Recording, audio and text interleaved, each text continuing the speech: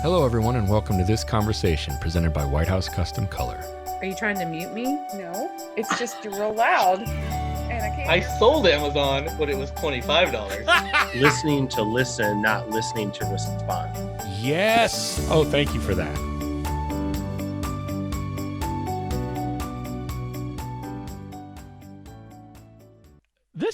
Things are going really well for you. Yeah. Is that fair to say in a lot of ways? They are. And, sometimes I really have to, I'm really bad at not celebrating my wins.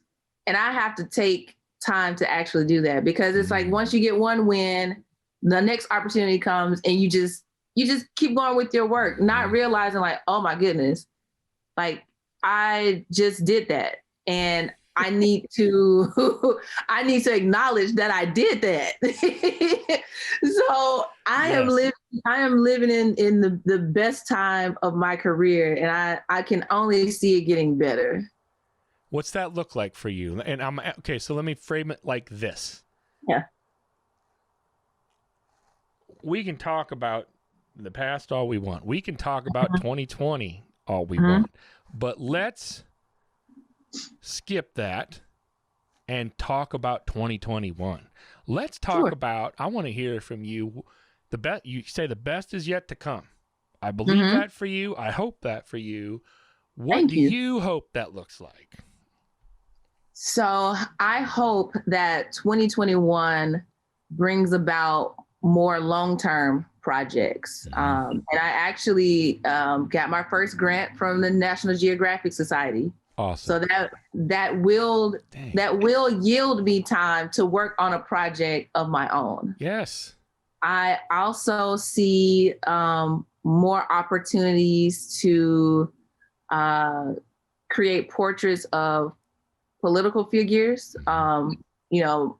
Keep going on that trajectory of Black female political leaders. Yep. I see more commercial jobs coming my way. I wrote this all down on the last day of last year, just so I can, and it's on my wall right now, so I can see these are the things that I want to do. If they don't happen this year, we're gonna make a path for it to happen. So I started off the year making very intentional promises to myself. Instead of waiting until the last minute to apply for a grant, just sit down and do it. Like, you have the time. Just sit down, take the time and do it. My mom always said, nothing beats a failure but a try. So I'm like, okay, well, if I don't try, how will I know if I'm actually going to get it? So I'm like, I'm trying everything. So good. I don't care what it is. I'm going to try it. And the only way that I know that I can do it if I just actually try it. So that is pretty much what all 2021 is for me. Just try it, because I think some of us get very comfortable with where we are. And I'm like, this is cool, but I know that something greater is out there. Other than, so the lonely piece, I understand, because it's just you. You don't have a staff. You don't have a business partner. It's just you. Right.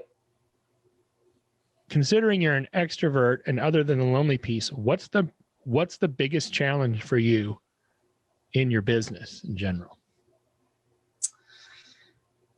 Finding time to do it all, Yeah.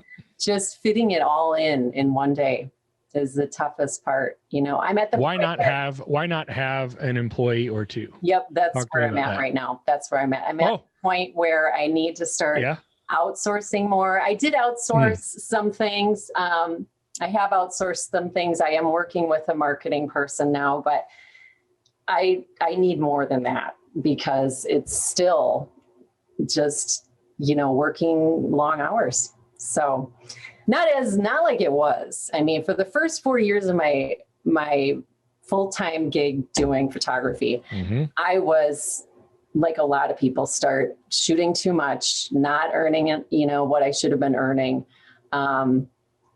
just not spending as much time with my family. I'm a mom of 4 kids. I have 4 boys. Oh my. Yeah. Yep. And you can't get those years back, And Nope. so it was a struggle for me. And I knew in 2016, I knew something had to change, and something did change. So that's what I wanted to talk about today, was all about finding your coworkers. Is that right? Yeah. Yeah. So in 2016, jump in. I am all ears. So in 2016, I knew something had to give, and I wanted change. I wanted change in a big way. So I found online a group of first of all, it was an online class. It was called Profitography. It's no longer around. It fell by the wayside several years back. But through that class that I took, I met the most wonderful women that are my coworkers. I mean, our relationship evolved into sort of like a friendly mastermind, I would say, because it's a mastermind in that we bounce around ideas daily. I mean, we are in contact many times a day. Ideas, things like gear we've discovered, new products, webinars that are interesting, podcasts that we like, outsourcing. I mean, you name it, partnerships, community involvement, all of the things. But at the same time, we are really friends because we help each other with our lives, our relationships with our partners, our, parenting roles. This year, it's all been about COVID and all the schooling challenges, that we've faced. But overall, we just help each other to be better businesswomen and then just better people in general. So, it's just awesome to have that relationship. And that piece, that element was missing when I started, those first 4 years when I felt lost and I felt like I just needed to talk to people, and you can still miss the moment if you're not focused and paying attention to what's going on, right?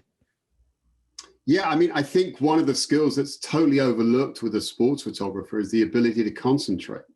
If you can't concentrate and you're checking your Instagram or your stocks and shares, or you're Snapchatting or TikToking or whatever, you are going to miss the moment. For real. There's no question about that. Well, and I laugh at that. It's a surprise. It sounds funny initially, right? And yet I have a sense that that's like a real issue. Yeah, it's a real issue. I think it's actually got worse.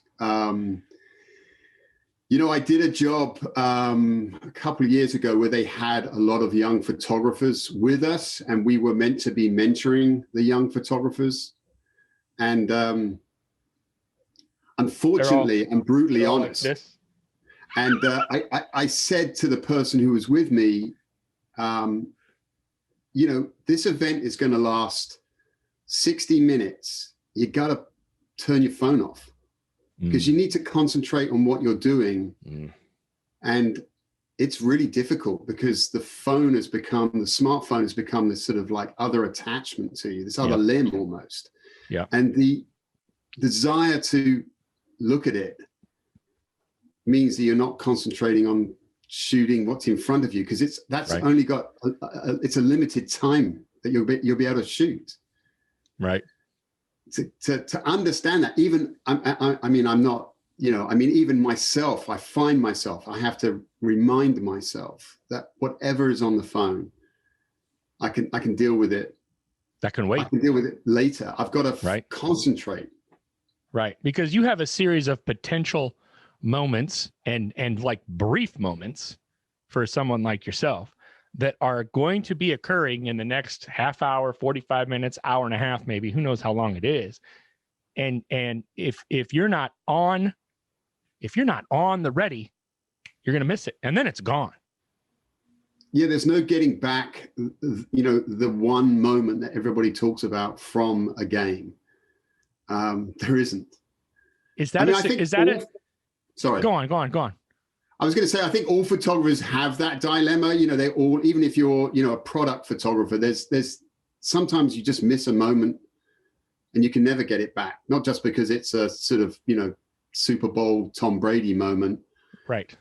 It could be literally any moment. And the ability to concentrate, I think, is like a talent that is totally underplayed. If you come out of were you just at the Super Bowl? I was there, yeah. You come out of a game like that, even, and I like how you mentioned, whether it's Tom Brady or whether it's someone that no one's ever heard of, those moments still exist, right? If you come out of an event, whether it's the Super Bowl or whether it's something that's much smaller, and you get one great shot, is that a success in your mind? Do you think to yourself, because there's lots of prep, the day is a huge day, and you come away from something like that, and in your mind, whether anybody else, thinks it's a big deal or not, but in your mind, if you come away with a shot that's iconic in your mind and you think, I nailed it that time, was that day a success? Yeah. I mean, I don't know how you gauge that. Yeah. I mean, I tend to sort of probably overanalyze after I try not to think about it initially, because I just don't, because it takes so much energy from you beforehand, as you suggested. Right. I'm really anxious.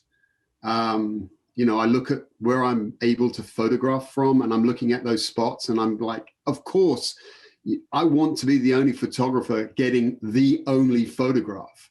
So there's, you just this pressure just mounts on you, and, you're trying to sort of figure out all the answers to the problems that might occur for you. Yeah. And then come the game, you just got to get into it and concentrate only on photographing the game and trying to be aware of other issues that you might need. We're going to talk about what we actually do as photographers. Mm-hmm. Now, what I find interesting about that is the word actually. Mm-hmm.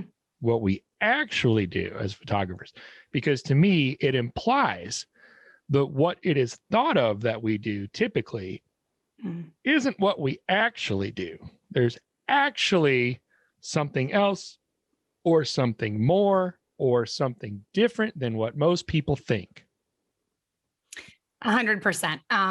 For me, I thought, hey, I'm just making these beautiful photographs and that's my job. And my end result is clearly this printed product that you're going to put on your wall because I'm a print artist, right? Right. And yes, there is something very valid in that. Preserving someone's memories. I can't discount that. I think that that's incredibly important. I've dedicated a huge part of my life to that. And a huge part of my happiness comes from doing that. Mm-hmm. But in my mind, it's so much greater. And I think for me, it's become even more significant over the last few years as I have really watched the demographic that I work with mostly, which is high school seniors, change. And I have watched the increased depression, increased anxiety. I experienced my first suicide last year, right? Oh. And not that I hadn't experienced death of some of the kids that I photographed, which is horrible, but it made me realize the power of what we do, not only for that family that has a memorial through imagery, but really it's every day, every interaction. It's seeing someone for who they are when they don't always feel seen. It is being careful when you choose your words for social media, which is why I've never released my social media. It's always something that I write. It's always something that I make sure is authentic and real and personal, that all of those touches along the way helps me to realize that what we're doing is bigger than just creating a pretty image. Now, do I think that that's important? And when I look at some of these girls that have never seen themselves in a way that they would describe as beautiful, or when you turn the camera and they go, oh my gosh, I cannot believe that's me. Or they ask you, that's me? Like that level of surprise that they see themselves so differently than what, as my friend David Beckham says, than what other people see them, right? So other people see you in a way that's not always that story that's inside your head. And so really digging in and thinking about what we do on a daily basis, acknowledging who they are, really sitting with them, literally, whether it's in a consultation or it's right before you're about to photograph someone, and creating that space where you tell them that you really want to create imagery that's a reflection of them, and that you want to document this beautiful time in their life and celebrate them. You know, in our society, it's not something that we always do. That's celebrate. Yes, we have birthdays and those kinds of things, but I think really just celebrating the person that they are is not something that we always do. So that was a lot, but that's kind of my mind right now. It's kind of all over the place, you know? And I think having a passion for what you do helps. Not having that fear to, little things. I had fear over little things, but, I just dealt with them and got over them. But in the big scope, I just did it. And how do you avoid the burnout? And I ask because you've said the passion word, you've used the passion word, which is good. But I'm always, in my mind, I have a red flag that goes up because first of all, if you are doing for a living what you're passionate about, that's awesome. Right. But I'm always leery about it in that, what if your passion, becomes something that you get burned out on, and then more all of of a a sudden, burden? Yeah. Well, yeah, right. And then you're doing for a living what once you were passionate about, but now you can't stand. And I'm asking because I've seen it and I get it. Yeah. So how do you, at 27 years is a lot longer than most also, right? Yeah. How have you sustained that? I wish I knew that. People ask me that a lot because I do, in lots of conversations with photographers, I see photographers get burnt out so easy. And I see those conversations and I just don't. I don't know why. You just don't. I wish I had a great answer for you. I am a very positive person. I mean, I literally don't think negatively very often. And I think, I don't know, I guess maybe by the end of a busy summer, and in the fall, that's super busy here because our season here is compacted. I do get a little burnt out, but not to any point where I don't love what I do. Right. I think what I do, I just love all my clients and the process. Yeah. I love the whole process of doing the session and having fun with them. And I love the process of editing and transforming the images. And so I think I love all the whole process. I think what happens with a lot of photographers is when they get into photography, they think, oh, this is fun. I just get to go take pictures of people and and I'm going to make a lot of money. They don't realize that that's 10% of what we do. Right. 90% is having the constant hustle of marketing, especially with seniors, because you have to get a new batch all the time, and it's the technology and it's the calling and it's the Photoshop and it's the sales. People don't like sales, and it's the production and it's the fears that are in it. And so I think a lot of photographers get caught up in that 90% of what they don't love about photography. But I don't know. I just love pretty much everything except the accounting, but I hand off what I don't enjoy. Like in the beginning when I started, I hated sales. I hated it. I would have given everybody everything because I just loved everybody. It's like, oh, they're my friends now. Let me just give them everything. Yeah. And so I hired someone to do my sales for me. And I had someone do my sales up until I let go of my studio 7 years ago. I think that's a fantastic solution for that issue. Oh, for anything you don't like. Like if you don't love the editing process, send it to a retoucher, Right. Right. I think people a lot of times burn out also if they don't have the right balance between their home life, their family life, and their work life. Mm-hmm. And things get tough, and then they're not seeing their family, and so they're not reaping rewards, or maybe they're not making as much as they want because they're undervaluing themselves, and so they feel like they're struggling to keep their head above water. So there's a lot of reasons for burnout, but I've been lucky. I haven't been burned out yet. Hey guys, thanks for watching this conversation presented by White House Custom Color on YouTube. Be sure to check out our other content and click that subscribe button right there. Right there. It's there somewhere.